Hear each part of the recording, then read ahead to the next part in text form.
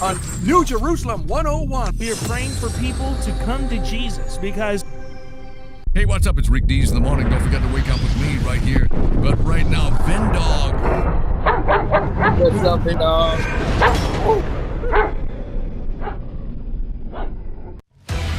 Welcome, my good friend VinnDog. Let's bring on VinnDog. Don't let the government be your dad. Captain America here, man. Actually, I'm privileged to be on here with the Captain America for Jesus, baby. This is it. Yes.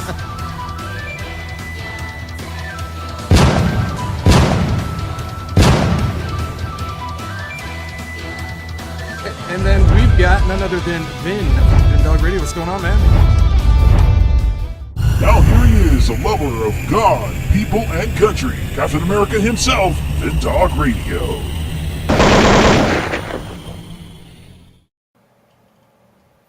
Well, hello, everybody. Well, you know what? We got started a little late, but you know what? It's better late than never. But I was having some technical difficulties on my end, and I had to settle those problems, and they're solved. Cool. All right. Thank you, Jesus, that those problems are solved.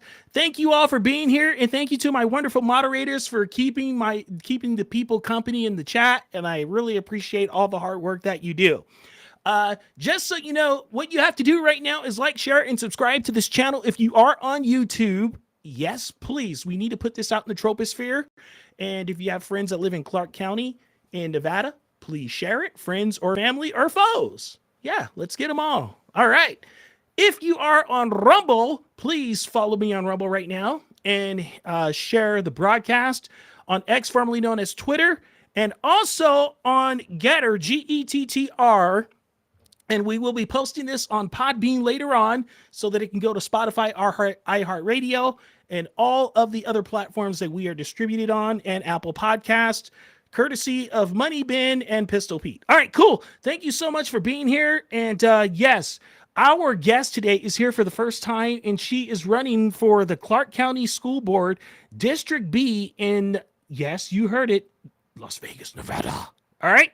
Here is a little bit about Lydia Dominguez. Hi, I'm Lydia Dominguez, and I'm running for Clark County School District B.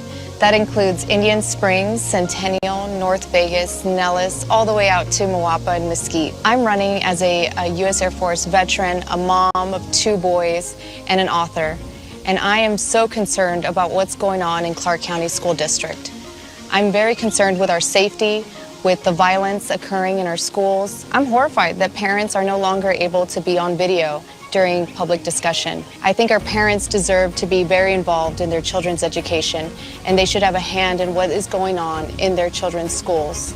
Clark County School District is the 5th largest school district in our nation, and I'm so concerned that our literacy rates are going down, but somehow our graduation rates are rising. Our students deserve better. For having such a large budget, we should be able to be focusing on our children's success, not lowering the standards of their education. I served on the Attendance Zoning Advisory Committee, and there I learned so much about how Clark County School District works. And that's why I want to go and fix the school district through my leadership and my strategies that I learned as a military leader. I want to bring parents to the table. I want to make sure parents have an opportunity to be involved in their children's education and in the policies bringing to Clark County School District.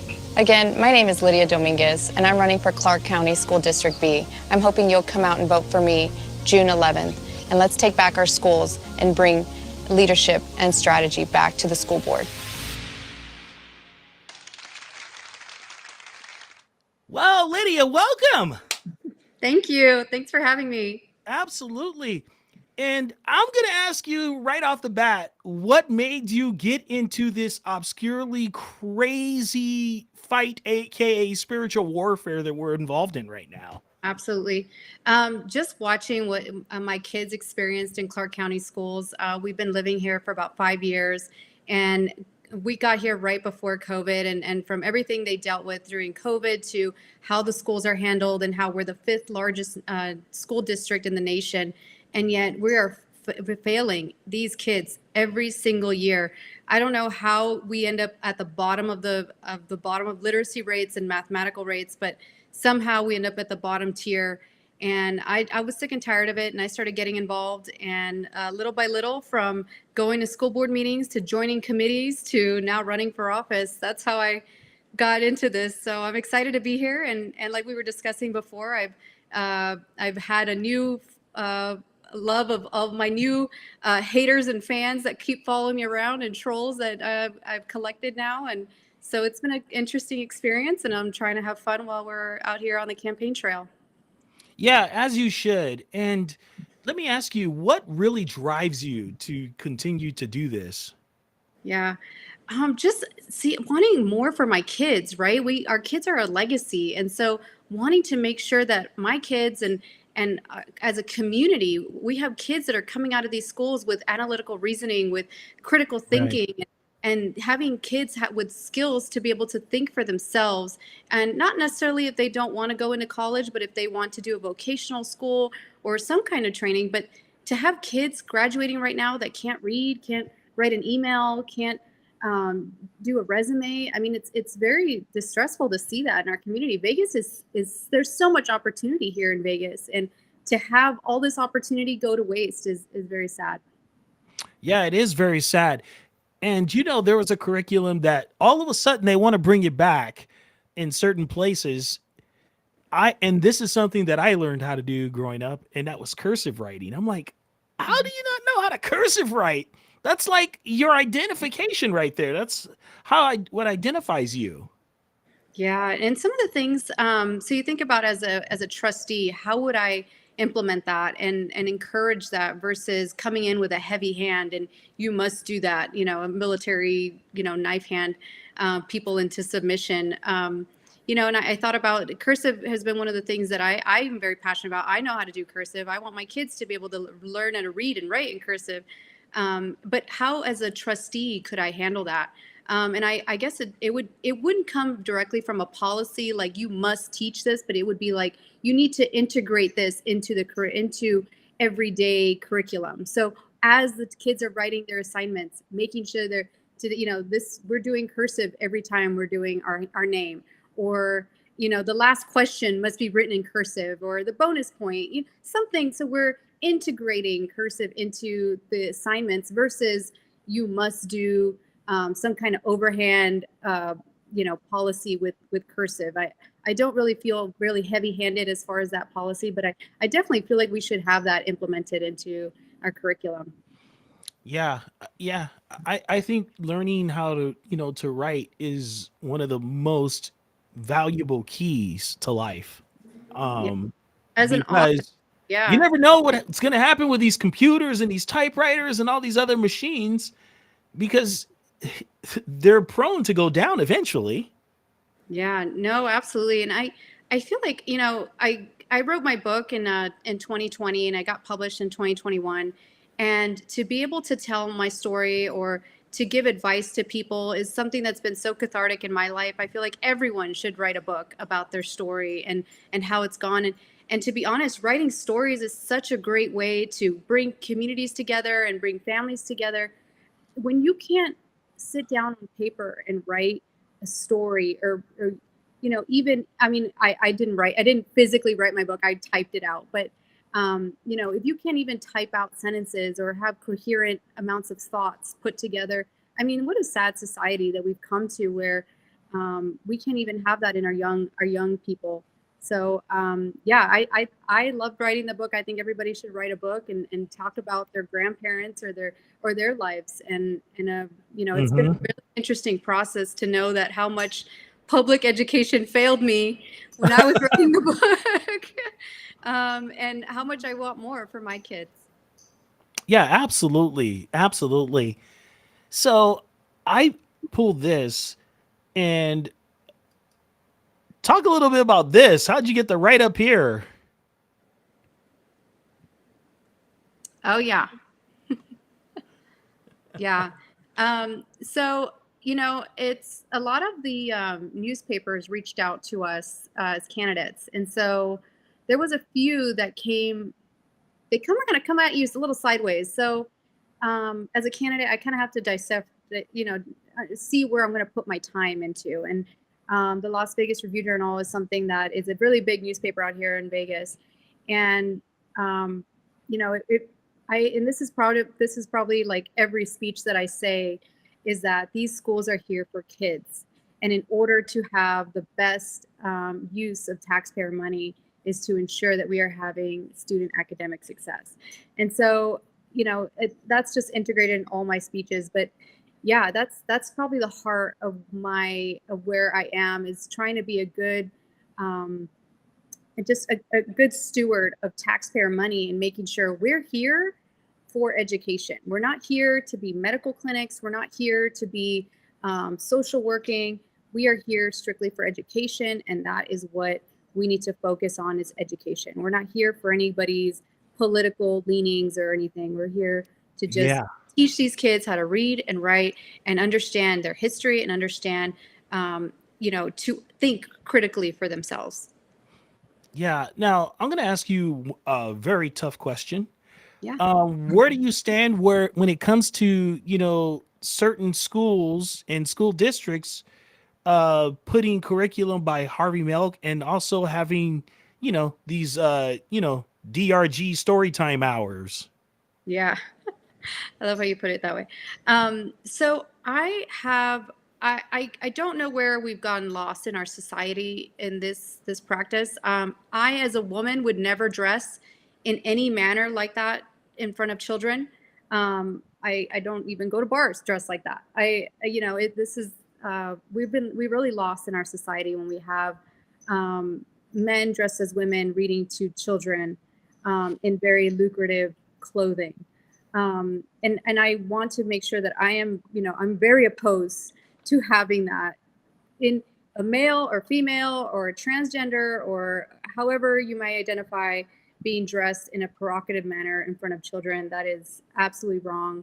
And then, you know, the other thing is these books that have a lot of pornographic material. We already have laws on the books here that say that you cannot be exposing children to these pornographic images. This is not a biological image of an egg and sperm meeting together. These are not biological images of maybe how pregnancy works. This is this has crossed the line into pleasure. This has crossed the line into actions, and not just through words, but through photos. And so I think it's incredibly painful to see, as a society, we've fallen so far, and yet, you know, you still see parents taking their kids to these drag queen story hours in the libraries. So you still see parents supporting that. In Vegas, there's a very large LGBT community here. And, you know, it's something that's probably been, it's been I guess the ground center for that community. And again, I'm an American. I was served in the U.S. Air Force. I will die for your right to do whatever it is you want to do with your body, as long as you're an adult, right? But when you cross the line into kids that are minors, when you cross the line into trying to expose minors, or trying to get into schools, or trying to get into areas where there's schools like libraries or school districts, that's where I have a lot of problems with.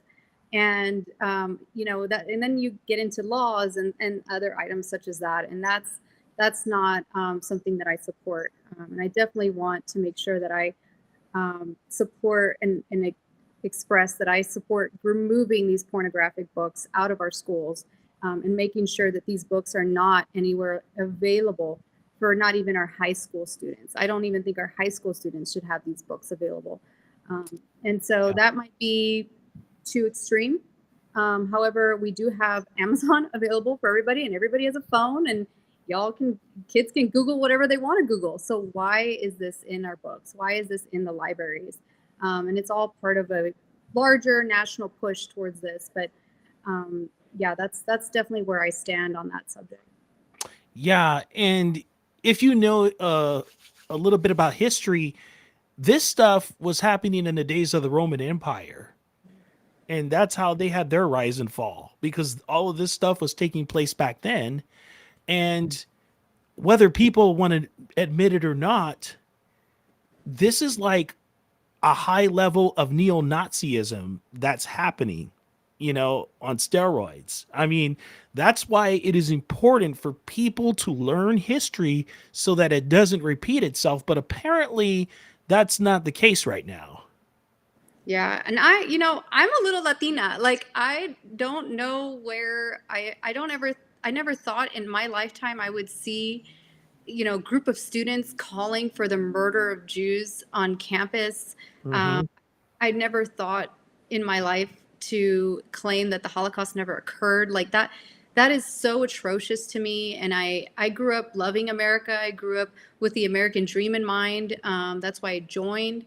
And it's very heartbreaking for me to see so many young people being sucked into a movement that they're not even aware of what they're saying or what it really means. And so I think that's where it comes back to critical thinking and having that that place where you can identify, I'm not going to go with the flow. I'm not going to go and the whole crowd is going this way. I need to stop and think, is this the right thing to do? Yeah, and unfortunately, a lot of people, when they go for these positions, they say, well, if I really want to get into office, I got to toe the line. I got to kowtow. I'm like, why would you want to do that to yourself? Yeah. So I got an endorsement from Moms for Liberty and here in Clark County, the Clark County chapter. And I knew this endorsement was going to cost me and other endorsements and cost me a whole new wave of haters that came my way. And to be frank, I did not care because I agreed 100% with the parents' pledge that they made us sign. That said, you stand by parents' rights to their children's education, to their autonomy, and to their students' medical needs. And so that's 100% where I stand. I've never seen Moms for Liberty do anything hateful. And so I knew they did ask us if we wanted a public endorsement or kind of like we endorse you, but it's recommended versus a public endorsement. And I asked for a public endorsement because I thought, this is something that I cannot cross the line with. And if it costs me the endorsement of, other PACs or, other, people that are elected, so be it. This is where I stand. And, I can look back on my campaign and say, I never faltered on my beliefs. Mm-hmm. Yeah, because unfortunately, a lot of people do falter on their beliefs.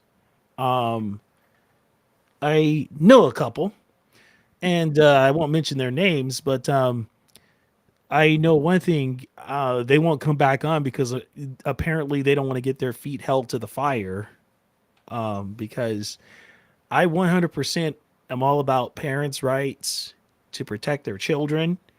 And I believe that when you have some type of structure in your family, when it comes to bringing up your children, and in my family, my parents brought us up in the ways of the Lord and also to love the country, but first God.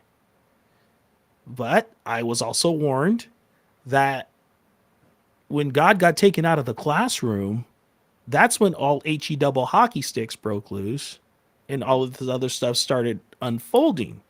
Well, if you look back in the history of, the way that the Constitution was designed, it was designed on biblical principles. And so when people say, well, separation of church and state, well, that was just a letter written by someone who couldn't, just phantom America being a godly nation. And so when, people, ask me, hey, so what do you think about all that? I'm like, I don't, because there's no such thing. Because if you think about it, the original way of the educational system was created on biblical principles. The Bible was in the classroom. This is prior to the Malthusians, like, the Rockefeller family. Sorry, I go deep on all this stuff. How informed you are. Great. Because a lot of people don't know this stuff. They just say, well, I want to do this and I want to do that. I'm like, well, look, if you do a deep dive, you'll understand the values that are supposed to be on the line, online here. And unfortunately, a lot of people are not living up to those traditional values.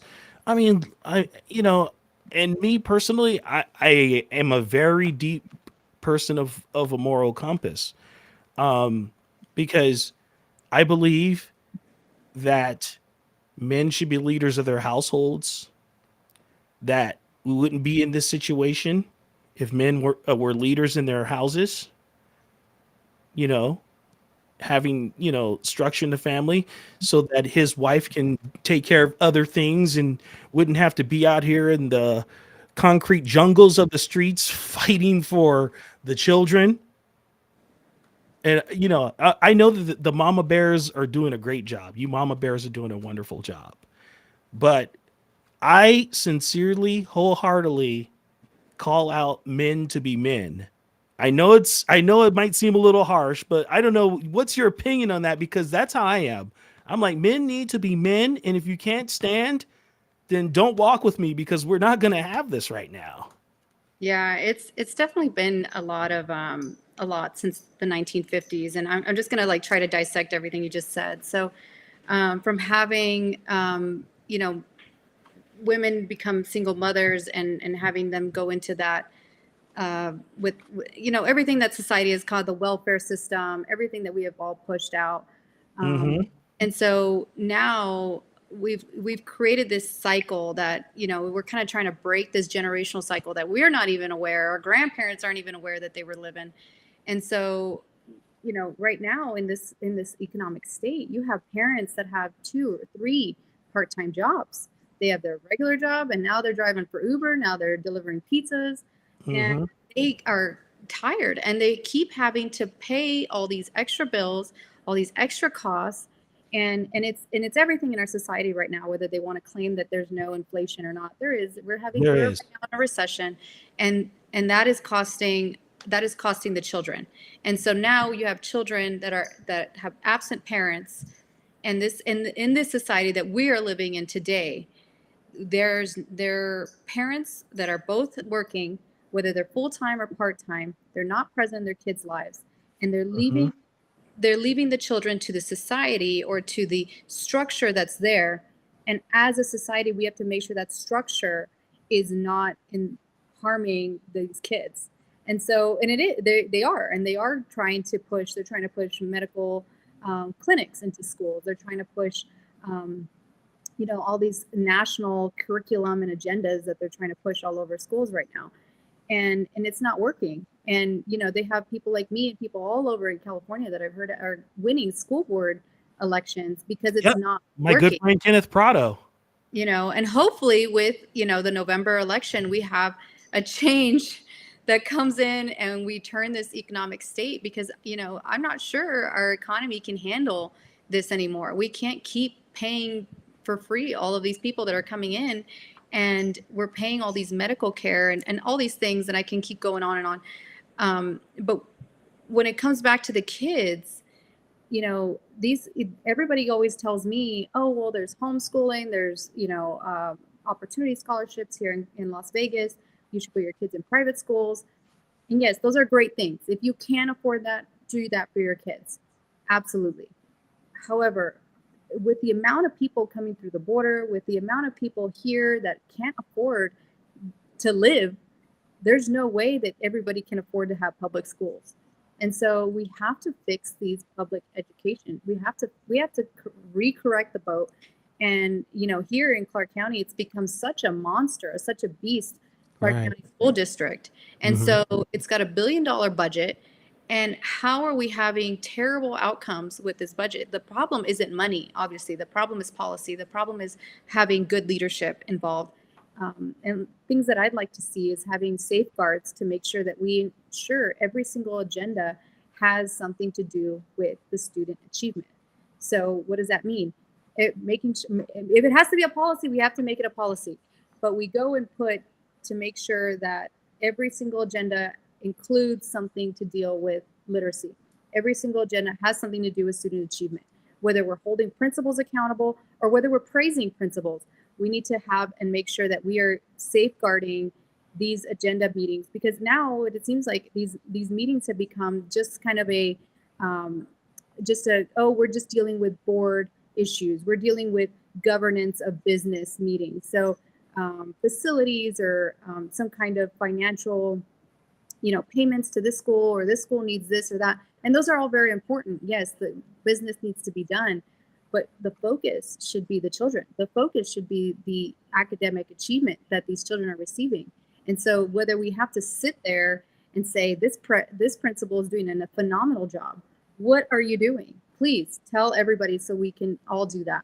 And then if we have to keep bringing that person in and saying or if we're having a bad principal, what is going on? Why can't you, what do you need to make sure that you are achieving your academic success? And that might be in the line of the superintendent, but that's where it all works together. We have to work together with the superintendent, and we have to work together as a board. We can't keep having all these cat fights and back and forth between each other.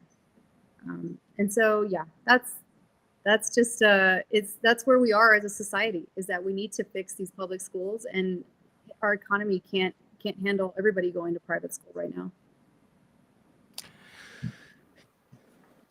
Private schools, yes, they're fine, but a lot of them are corrupt too. So we have some phenomenal schools here. There's some Jewish schools. There's some Christian schools. We have some phenomenal, private schools, and obviously you can choose your different flavor if you, whatever religion you are and stuff. So, but they consistently do better than the public school children. Consistently. I would argue almost homeschool does better than public school, but the measurement isn't as the same as it is in private schools. So yeah, it's a little skewed. And unfortunately, not everybody has the luxury to do homeschooling. Yeah. So, yeah. And it's hard. That's what it's up to people to be Bereans and be out there and say, hey, look, we cannot let this happen in our classrooms, especially when you're paying taxes for this. You don't have to sit back and take this from the school boards, folks. Yeah. You need to get out there and hold these people accountable. Like I always like to say, hold their feet to the fire and say, hey, look, we're not doing this right now. Yeah. One of the things I get asked out a lot about is do I support school choice, or do I support breaking up the school district? And that is something, it's kind of a funny question, because I always get asked it, but I don't have any part in it. Of course, I support a parent's right to choose what school or curriculum or education is best for their kid. And I support the Nevada legislature for funding opportunity scholarships, is what we call them here. So basically, they're opportunity scholarships where it's taxpayer money that funds scholarships for kids to go into private schools. That is awesome. Yeah, that's really cool. That's cool. I don't have part in it, but I support it. And also breaking up the district, another part that I have no part in. However, I do support, having rural communities like my district, where you have Indian Springs and you have Mesquite and Moapa, that they're an hour and a half away from Vegas, yet they're still in Clark County. And so they're considered our district, and they're neglected. They're flat out neglected. And they need to have someone that's there consistently, whether it's an office, whether it's a repair guy, or somebody that is there consistently providing support, versus having to send somebody out there over and over and over. It's a failure that we're having. Yeah, it is. It is a major failure.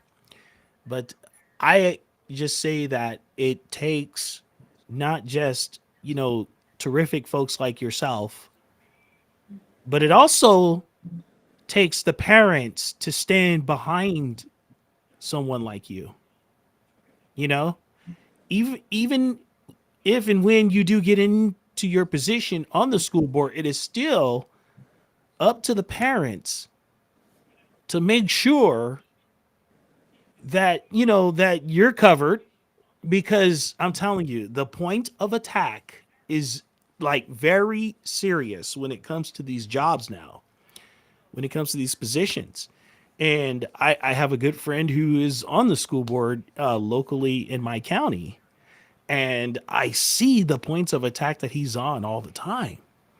And that's why I always stress to the parents, hey, look, just because you got them elected doesn't mean you stop there.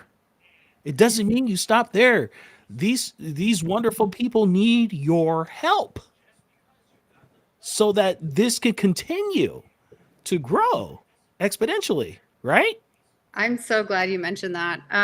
That was so I had a question during one of the town halls is what is your biggest obstacle? And honestly, it is parental support. Because without parental support, you stand alone. You stand by yourself with a crowd of people foaming at the mouth, trying to get you recalled or and things get personal real quick. Yeah. And so yeah, I do. It's interesting. And so it is very vulnerable position to put myself in to run for any office. And I implore everybody to please run for office at some point in your life. But it is a very vulnerable position, and you need to have that parental support standing behind you, those mama bears, those papa bears standing behind you saying, I support you and I am with you. And whether it's showing up to the school board meetings, whether it's just, constantly showing up when we need you to show up is always very helpful. And obviously I'll put in a little plug, even, I'm running a congressional sized district with a school board budget. So even if it's donations, I'll accept that too. Yeah, indeed. But yeah, I wish a lot more parents would just get involved. And for the dads, don't make excuses. I have a buddy who's a dad and he's on the school board. He still has a regular full-time job, but he still puts his boots on the ground. And that's what we need to do. We need to make sure that the boots are on the ground, because let me tell you, Lydia can't do it alone. So you guys got to help her out in Clark County. And if you guys are in different parts of the country and you know people that live in Clark County and they are capitulating to all of the other boogery that's going on over there, tell them, hey, get your head off of the top of that fence and get with it and help Lydia get into the position that she needs to be in so that she can help bring some structure back to the education system, because right now it is like on a highway to hell faster than you can say ouch. Yeah, I would definitely implore your listeners to shoot a text to your Las Vegas friends, say, hey, when are we coming to visit? And hey, if you need to vote for Lydia or watch this video right now, or send them the link to this video, because it's definitely something that, unless there's no incredible way I can touch and talk to every single person in this district. It's enormous, and I don't have the budget to. However, if you know people, it comes directly from you. And so, if you're seeing this, let them know, hey, watch this person.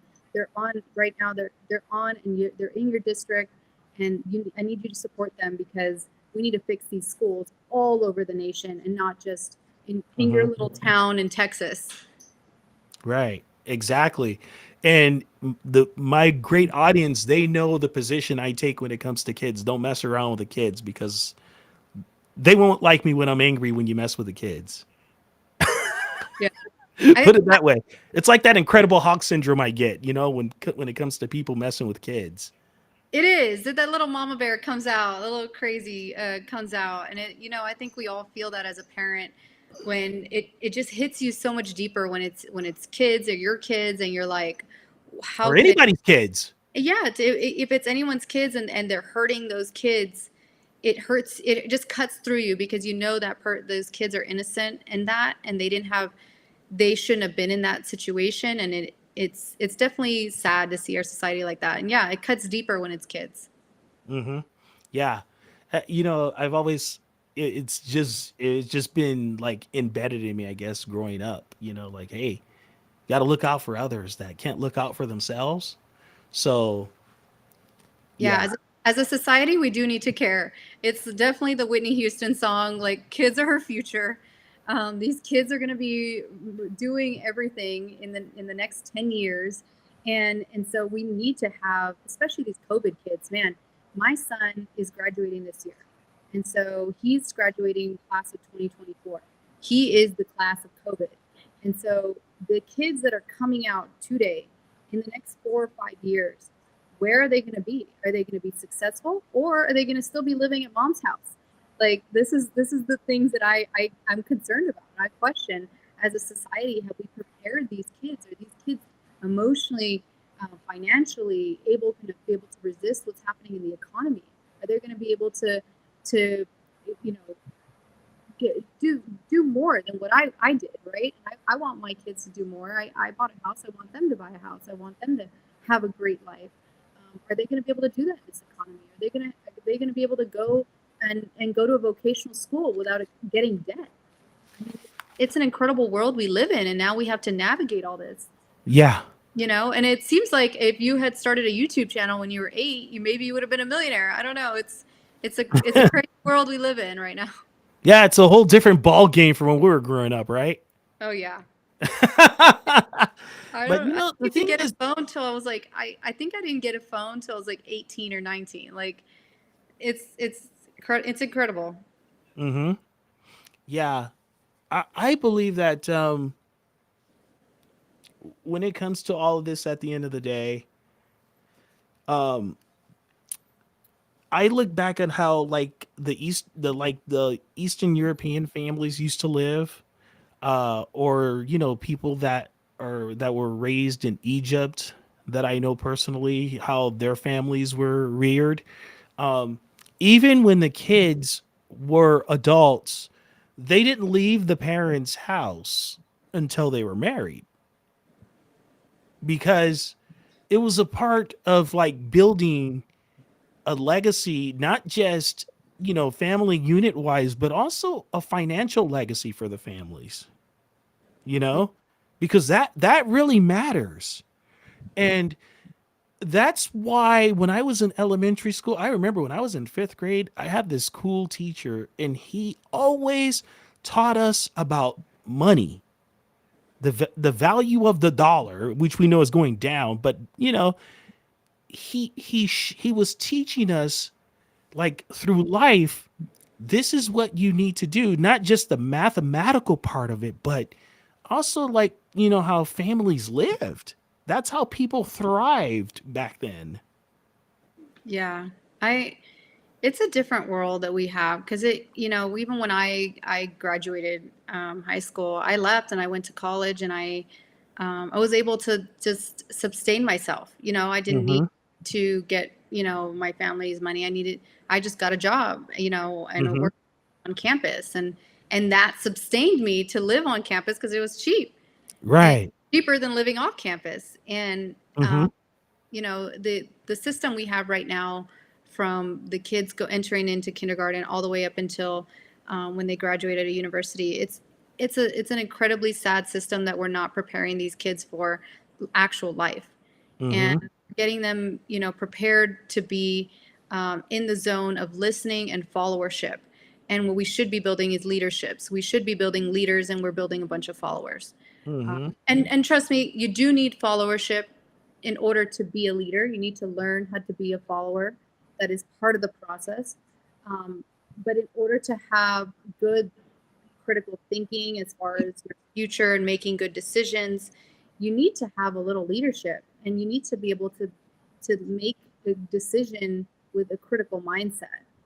And it's very sad to see that our kids are not prepared for that. Yeah, absolutely. 1000% true. True. So let everybody know how they can get a hold of you to like help your campaign, and also, you know, where they can find you, because we really need to push you forward. Yeah, absolutely. So my website is Dominguez, Dominguez, 4 FOR, trustee, TRUSTEE.com. And I'm on Instagram, Facebook, Lydia R. Dominguez. I have an amazing amount of mama bears that are following me, and that are supporting me through this whole process. My kids come door knocking with me. I'm trying to make sure I'm going through my first campaign and having fun and being lighthearted about things, because it is serious, and there are things that are hurtful, and there are a lot of trolls that have started following me around, and I call them my greatest followers. And so I'm trying to going through this process very vulnerably, but humble, because I know that it is a very big position to go into. It's at the heart of everybody's, your entire being is your kids. And so when you hurt your kids, that's a huge thing. And so I want to make sure I'm a good steward of that position.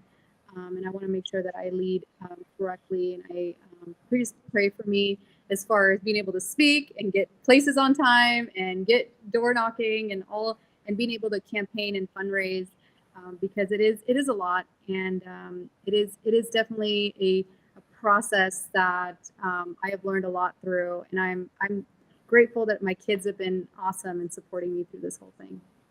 Mm-hmm. It just lets you know when you're standing for God, you're doing the right thing if you got trolls. Yeah. Yeah. Oh man, I do lean on a lot of prayer. I lean so much on God during these times, because you do feel like you're going through the valley of death, and you feel like you're alone sometimes. And I have a great group of mama bears that stand by me and make sure that I know I'm not alone. And we definitely fight through this together. That's good. That's good. That's good. Yeah, that's good. Well, always remember one thing: when you're on Team Jesus, you're golden. You're golden. Don't even worry about it. I mean, yeah, there's always struggles, and there's always that moment in time when we're like, oh my goodness, what's happening here? But you know what? You got a great hope that a lot of people don't even know that they could have. Yes. We live in a fallen world. It's crazy, but true. God's love is endless, and I'm just a little child when I think about it. I love the song "Reckless Love." It's my favorite, because it's you just think about somebody breaking down barriers and jumping fences and jumping everything through for you, and you're like, wow, God would do that for me. And it's been an incredible journey, and I'm so appreciative of you and other people that have supported me throughout this process, and so. Thank you for having me on. Yeah, and we're gonna have you on one more time too, so that we can, hit the driving force for November. So we'll talk about that off the air. So it's pretty cool that there's someone like you that really wants to stand for righteousness. You really want to fight for the children, and when people are fighting for the children, they're definitely on my team. And so I'm all with it. So it's really, really cool. And as a matter of fact, I found out about you through my good friend Jesse Holgren. Oh, nice. Yeah. So and he's the co-founder of Lexit. Yes. And so I was wondering where you made the connection from. Yeah. So, and I talked to him before. He's like, yeah, she's the real deal, bro. You know how I like to investigate people. I'm like, I know, bro. No, I do. So like, cool. So that's why I reached out and I says, man, anytime I see people that are trying to do the right thing, I mean, we're not perfect, and we know that, but when we are really trying to, push the envelope to get the right thing across the finish line, that's when we need to stand up with one another and support each other in each and every way possible. We shouldn't let it fall by the wayside. Absolutely. I'm so glad you reached out. Indeed. So am I. So ladies and gentlemen, we want to thank you for watching. And please share this video with those who haven't watched it yet. And for those that are watching later, always remember this show always leans on leaving you with that great hope in Christ Jesus. And we're going to pray for Lydia before we leave, because we want to make sure that she stands tall and strong through the good fight that she's a part of. Father, in the name of Jesus, I just thank you for this time. I thank you for the opportunity that you've always provided for us to speak your name out loud publicly. And also, Lord, I just want to, ask you to put your hands on Lydia and to make sure that she stays strong, because it's going to get tough towards the finish line, but we know that you will pull her across the finish line, especially when you know that she is fighting for children that you desire to live prosperous lives in you. And we love you and we thank you. And we just ask you to continue to bless her and her family and to give her the provisions that she totally needs in order to continue her walk in your likeness. And we ask you for all of this in Jesus' name. Amen. Amen. Amen. We love you. Take care. And don't forget, in a couple of weeks, there will be another specialty Rumble show. It might be next Thursday, but don't forget also, next Monday and Tuesday shows are going to be off the charts. God bless you. Take care of one another, and we will see you soon.